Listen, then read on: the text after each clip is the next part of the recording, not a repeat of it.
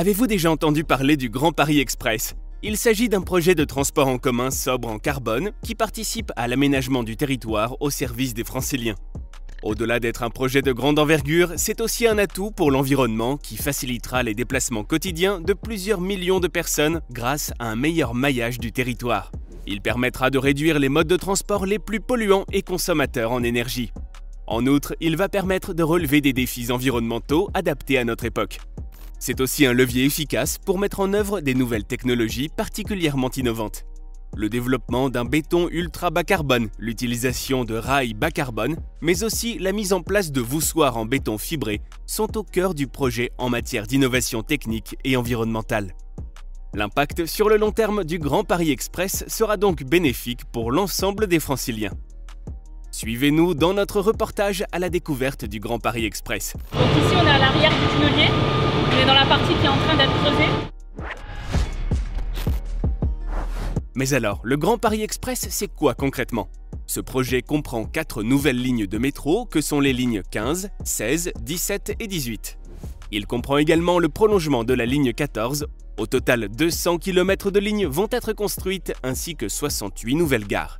Ces 4 lignes ne passeront pas par Paris mais seront connectées aux différents réseaux de transport déjà existants.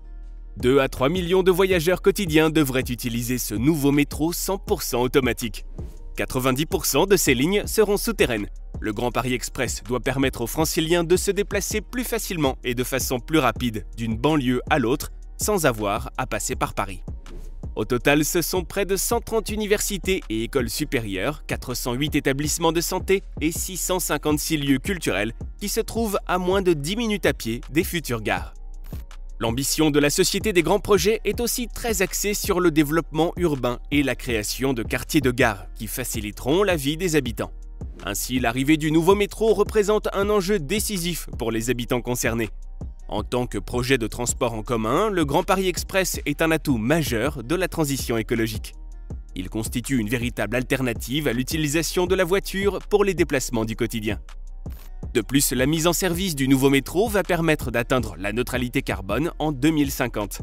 Ils auront évité autant que ce qu'ils auront émis. Les différentes innovations menées par la Société des Grands Projets sont aussi au service de l'environnement. Ces dernières nous ont été présentées par Reda Belmajdoub, chargée des projets d'innovation de la Société des Grands Projets.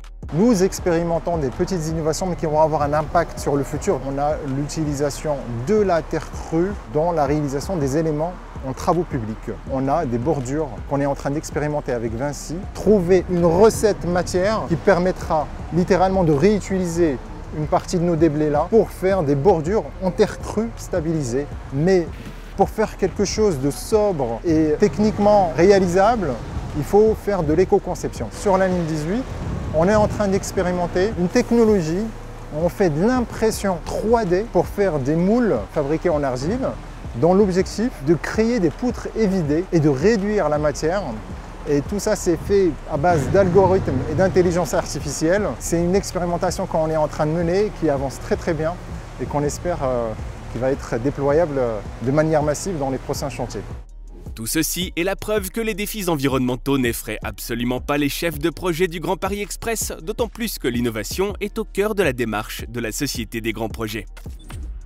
Grâce à des technologies toujours plus innovantes, le Grand Paris Express fait figure de véritable allié de la transition écologique. Cet engagement nous a sauté aux yeux lorsque nous sommes allés sur leur chantier.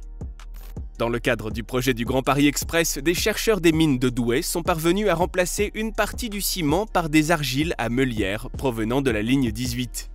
Il est important de savoir que le ciment est l'une des principales causes des émissions de CO2 du béton. En moyenne, la construction du Grand Paris Express devrait générer 4,4 millions de tonnes de CO2. Dans le secteur de la construction, l'utilisation du béton est la principale source d'émissions de gaz à effet de serre.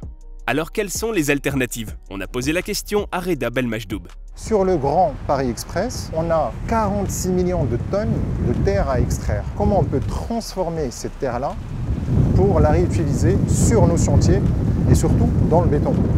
Donc on a expérimenté avec les mines de Douai et un bureau d'études Néo-Éco la possibilité de flash calciner ces terres-là et de les réutiliser dans le ciment, dans la fabrication du béton. Et donc ça a donné des résultats très probants, très encourageants pour la filière pour pouvoir utiliser de manière massive cette innovation-là.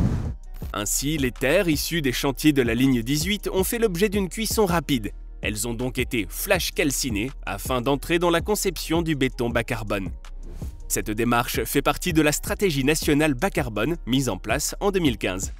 Quel est le résultat? L'équipe du laboratoire de recherche a pu démontrer qu'il était possible de former des bétons jusqu'à 40% moins émissifs en CO2 à partir de terres du chantier du Grand Paris Express.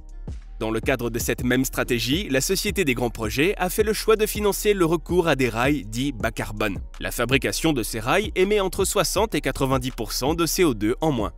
Il repose sur un procédé de fabrication de l'acier dans un four à arc électrique, utilisant plus de 95% de ferraille recyclable.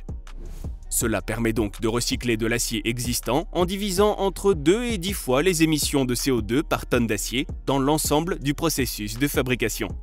Quant au rail en lui-même, il est 100% recyclable. D'autres procédés ont été expérimentés comme l'utilisation de voussoirs indispensables à la réalisation des tunnels en béton fibré. Son utilisation est également considérée comme beaucoup moins émissive en matière de CO2. Parmi les grandes innovations, il y a l'utilisation des voussoirs en béton fibré, 100% fibré. Et ça permet donc de faire des économies de matière en termes d'acier. On réduit aussi l'impact environnemental. En empruntant ce nouveau métro quotidiennement, nous réduirons considérablement notre empreinte carbone. Mis bout à bout, ces petits gestes quotidiens sont nécessaires pour l'environnement.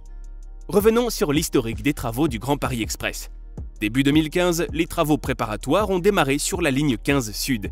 Les 170 chantiers désormais actifs concernent les 4 nouvelles lignes 15, 16, 17 et 18.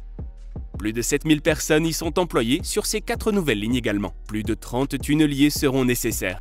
Au total, 25 tunneliers ont déjà œuvré dans le cadre de ce projet. C'est ce que nous explique Céline Cadet en nous livrant les secrets de l'avancée des travaux. Alors le tunnelier, il a démarré sa course en novembre 2021 au niveau du plateau de Saclay, donc quasiment 3 km plus loin que le site que vous avez visité. Il a ensuite traversé cet ouvrage mi-juillet 2022. Ensuite, sur son parcours, il a ensuite traversé 2 gares, donc la gare de Massy-Palaiseau qui est 800 mètres plus loin, et tout récemment, le 19 juillet, la gare de Massy-Opéra qui se situe là à 800 mètres de nous. Voilà, donc là le tunnelier, il avait au total près de 6 km à parcourir. Il est quasiment sur la fin, il lui reste un peu moins de 500 mètres à faire pour terminer en octobre à peu près de cette année. Sur la ligne 18, on a actuellement 2 tunneliers, donc il y en a un qui a terminé cet été son creusement et donc il y a le tunnelier Céline qui est actuellement en train de terminer sa course. Les chiffres représentatifs du chantier du Grand Paris Express sont tout aussi impressionnants. Pour donner quelques chiffres, donc le bâtiment qui a été construit fait à peu près 1000 mètres carrés. La profondeur du puits va jusqu'à 20 mètres de profondeur et son diamètre est à peu près de 25 mètres. Et concernant les déblais, aujourd'hui, on peut dire qu'on a à peu près évacué plus de 600 000 tonnes de déblais juste pour le tunnelier. C'est un rythme d'à peu près 3000-3500 tonnes par jour qui sont évacuées. En général, un tunnelier avance d'à peu près 10-12 mètres par jour. Et bon, celui-ci, en ce moment, il est dans une bonne cadence et il fait à peu près 20 mètres par jour, donc il avance bien. Le Grand Paris Express représente donc une réponse concrète pour relever le défi de la transition écologique et énergétique. Ce projet d'une grande envergure a pour objectif de faciliter les déplacements des Franciliens, ce qui participera à réduire les inégalités sur le territoire. Grâce à des technologies toujours plus innovantes, aux méthodes constructives mises en place et à la future exploitation, le nouveau métro va participer à la décarbonation de la région Île-de-France. Du béton bas carbone au rail bas carbone, en passant par les voussoirs en béton fibré, cette démarche environnementale est unique pour un projet d'une telle ampleur. Certes, le projet du Grand Paris Express n'a pas encore l'impact souhaité sur le quotidien des Franciliens, mais en se projetant sur le long terme, nous mesurons son importance et les bénéfices qu'il générera. Nous vous remercions d'avoir regardé notre vidéo réalisée en partenariat avec la Société des Grands Projets, que nous remercions pour nous avoir accueillis dans ces chantiers à la découverte des futures lignes de métro.